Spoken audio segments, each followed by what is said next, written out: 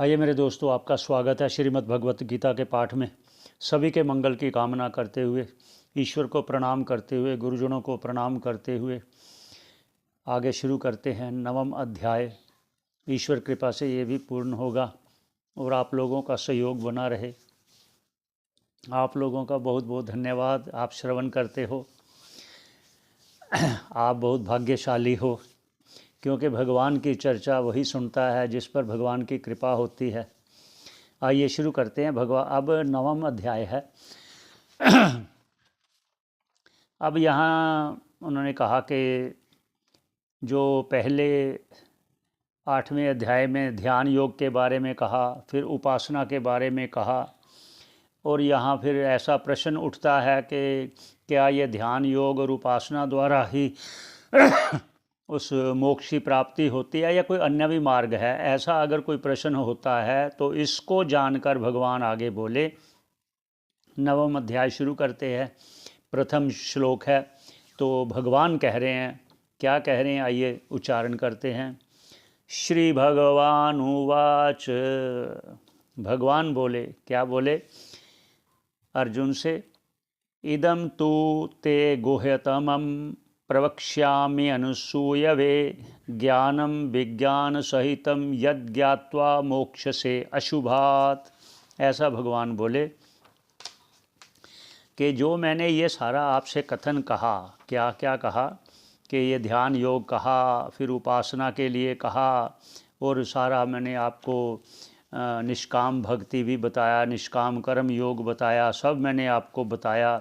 अब मैं आपको एक ऐसा योग बताने वाला हूँ जिसको बहुत ही सुविधा से, अनायास ही उसको प्राप्त किया जा सकता है, जिसको राज विद्या नाम से कहा गया है, वह मैं आपसे कहूँगा। अब ये शुरुआत कर रहे हैं भगवान, क्या कहा एक बार पुनः उच्चारण कर लेते हैं। इदम तू ते गुह्यतमं प्रवक्ष्यामि अनुसूयवे ज्ञानम विज्ञानम सहिता यद ज्ञात्वा मोक्ष से अशुभात्। भगवान ने जो अर्जुन को कहा, भाष्यकार जी कहते हैं, वो इस प्रकार है। इदम, इदम ये जो ज्ञान है जिसको बताने जा रहे हैं, उस आत्मज्ञान को, उस ब्रह्म ज्ञान को जो बताने जा रहे हैं, तू निश्चित रूप से ये जानो कि ये उससे अलग है। ते गुहितम, और ते तुभ्यम, और तुभ्यम क्या, अनसूयवे तू, क्योंकि गुणों में, मेरे गुणों में दोष नहीं देखता, इसलिए हे अर्जुन अनुसूयवे, द्वेष रहित अर्जुन, ते तुभ्यम गुह्यतमम, ये गुह्य परम गुह्य परम रहस्य वाला परम गोपनीय जो है ज्ञान, प्रवक्ष्यामि मैं तुमसे कहूँगा। वो कौन सा है? ज्ञानम विज्ञान सहितम, ज्ञान और विज्ञान के सहित, अर्थात मैं सारा उसका उल्लेख आपसे करूँगा जो श्रवण करने के बाद फिर अनुभव भी करेगा, वो विज्ञान सहित है। जो कहा ज्ञान वो श्रवण करने से होगा, विज्ञान सहितन अर्थात अनुभव के सहित, यद ज्ञात्वा जिसको तू जान करके, मोक्ष से अशुभात तू मुक्त हो जाएगा। किससे हो जाएगा? अशुभात से। अशुभात क्या, अशुभ क्या है? ये संसार सागर अशुभ है, ये जन्म मरण अशुभ है, इससे तू मुक्त हो जाएगा, इससे पार हो जाएगा। ये पहले श्लोक में भगवान ने अर्जुन से कहा। आगे क्या कहते हैं? जिस ज्ञान को तू पा करके इस भव सागर से पार हो जाएगा, उस पर और क्या कहते हैं भगवान कह रहे हैं दूसरे श्लोक में, उच्चारण करते हैं। राज विद्या राजगोह्यम पवित्रम इदम उत्तमम प्रत्यक्ष अवगमम धर्म्यम सुसुखम कर्तुम अव्ययम। ऐसा भगवान ने अर्जुन से कहा। अब भाष्यकार जी कहते हैं जो भगवान ने अर्जुन से कहा वो इस प्रकार है। क्या? राज विद्या, जो मैं ये कहने जा रहा हूँ वह राज विद्या है। राज विद्या अर्थात जो राजाओं की विद्या, अर्थात उत्तम विद्या है, अर्थात बहुत मूल्यवान है, अमूल्य विद्या है। और वो कैसी है? राजगोह्यम। राजगोह्यम मतलब परम गोपनीय है। परम गोपनीय अर्थात किसी विशेष को दिया जाता है। परम गोपनीय ज्ञान ये वो ज्ञान है। और कैसा है? पवित्रम इदम, ये ज्ञान पवित्र है। पवित्र क्या? पवित्र को भी पवित्र करने वाला है।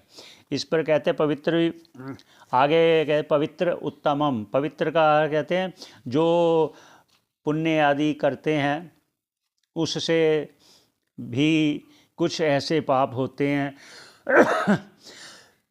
जो पुण्य कर्मों से वो नाश हो जाते हैं। कुछ होते हैं पुण्य कर्मों से कुछ पाप नाश हो जाते हैं, जो होने वाले होते हैं पाप नाश पुण्य से ऐसे। तो लेकिन ये ज्ञान ऐसा है जो सभी प्रकार के आपके पापों का नाश कर देगा, इसलिए ये पवित्र है और उत्तम है। प्रत्यक्ष अवगमम, तो जिसको प्रत्यक्ष रूप से अनुभव करेगा। धर्म्यम, अब ये धर्म्यम कह रहे हैं इस पर कहते हैं और कैसा है? कहते ये जो धर्म्यम है ये धर्म से, ये जो ज्ञान है ये धर्म से युक्त है ऐसा, और सुसुखम है। सुसुखम अर्थात सुख से प्राप्त होने वाला है एक। दूसरा ये कहते हैं सुसुखम अर्थात उत्तम अधिकारी के लिए है। और तीसरा क्या कहते हैं? आचार्यगण अलग अलग अपना विचार देते हैं। और कर्तुम अव्ययम सुसुखम अर्थात भाष्यकार जी कह रहे हैं कि जो सुसुखम कर्तुम अव्ययम, जो सुसुखम है और करने वाला है, जो अनायास हो जाए या कम प्रयत्न से हो जाए, उसका ऐसे जाना जाता है कि अगर जो जल्दी होने वाला है, सुविधा से होने वाला है, वो उसका फल भी फिर सीमित होगा, वो फिर ख़त्म होने वाला होगा। कहते हैं नहीं, ऐसी बात नहीं है। कहते ऐसे है सुख से प्राप्त होने वाला है जो अव्यय है, जिसका फल का नाश नहीं होता, जो फल नित्य रहता है, ये वो है। ऐसा भगवान बोले ये दूसरे श्लोक में। और 9वां अध्याय चल रहा है। और उसके आगे कहते हैं कि जो मैंने आपको कहा है ना कि ये जो राज विद्या कह रहा हूँ ये परम गुह्य है, परम गोपनीय है और उत्तम है। क्यों? क्योंकि ये राज विद्या है, विद्याओं में श्रेष्ठ है, इसलिए राज विद्या है। और क्या कहते हैं? परंतु ये मैंने ये कहा कि राज विद्या का अर्थ है कि जो श्रद्धावान भी है, गुरु में श्रद्धा रखता है, शास्त्रों में श्रद्धा रखा है, उसके लिए है, क्योंकि उत्तम अधिकारी है। और जो उत्तम अधिकारी नहीं है उसके लिए भी अब भगवान कहने वाले हैं कि अर्जुन मैं तुझे वो भी कहता हूँ जो उत्तम अधिकारी नहीं है। तीसरे श्लोक पर चलते हैं। फिर क्या कहते हैं? अश्रद्धधानाः पुरुषा धर्मस्य अस्य परन्तप अप्राप्य माम निवर्तन्ते मृत्यु संसार वर्तमनि। ऐसा भगवान बोले।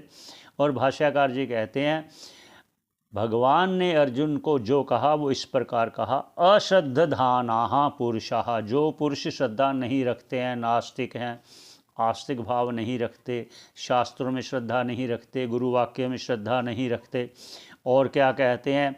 धर्मस्य अस्य, और इस जो आत्म तत्व में भी उसकी श्रद्धा नहीं है, शास्त्रों में भी श्रद्धा नहीं है, गुरु में भी श्रद्धा नहीं रखी है। हे परंतप, हे अर्जुन, हे मेरे प्रिय अर्जुन, ऐसे जो लोग हैं फिर क्या होता है? अप्राप्य माम, मुझको वो प्राप्त नहीं करते। अप्राप्य माम, मुझको प्राप्त नहीं करते। और फिर क्या होता है? निवर्तन्ते, वो चले जाते हैं। कहाँ चले जाते हैं? अर्थात ये देह त्याग कर कहाँ जाते हैं?